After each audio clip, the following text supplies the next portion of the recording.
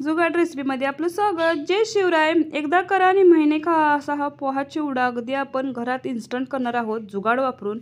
त्यासाठी इथे मी पोहे घेतलेले आहेत, जे आपण नाश्ता बनवतो ते पोहे आहेत। ते तेलात टाकायचे, अगदी कुरकुरीत होतात आणि इन्स्टंट पोहा चिवडा आपण तयार करणार आहोत यापासून। त्यानंतर मक्का पोहा घेतलेला आहे, तोही तुम्हाला मार्केटमध्ये उपलब्ध होईल। हाही थोडा टाकला की छान असा फुलला जातो, अगदी जास्त होतो हा मका चिवडा आणि अगदी टेस्टी हा मका पोहा लागतो। त्यानंतर शेंगदाणे घेतले, शेंगदाणे पण छान तळून घेतले।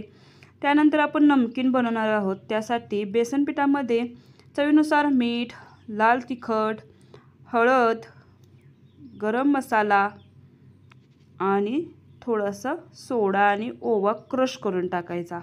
थोडंसं पाणी घालायचं आणि बॅटर तयार करून घ्यायचा। पूर्ण गुठळ्या काढून घ्यायच्या, अगदी थोडंसं पातळ बॅटर तयार करायचं। इथं तुम्ही शेवही पाडू शकता। आपण आता इथे नमकीन करणार आहोत, त्यासाठी मी इथे बुंदी पाडलेली आहे, पाहू शकता। अशा प्रकारे बुंदी पाडून घेतलेली आहे, अगदी क्रिस्पी ही बुंदी तयार होते। त्यानंतर आता बुंदी ही सर्व काढून घेतलेली आहे। आता आपण पोहा चिवड्याला सर्व तडका देणार आहोत।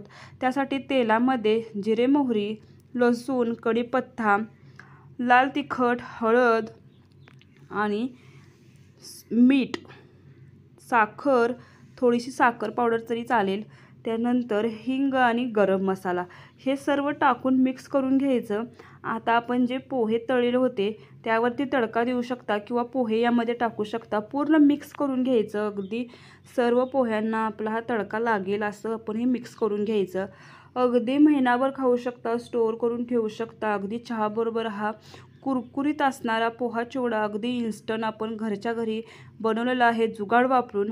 जर जुगाड आवडला असेल तर जरूर सबस्क्राईब करा जुगाड रेसिपीला, जेणेकरून जुगाड रेसिपी पाहता येतील। लाईक करा, कमेंट करा, सबस्क्राईब करा जुगाड रेसिपीला जरूर। तयार आहे आपला इन्स्टंट पोहे चिवडा।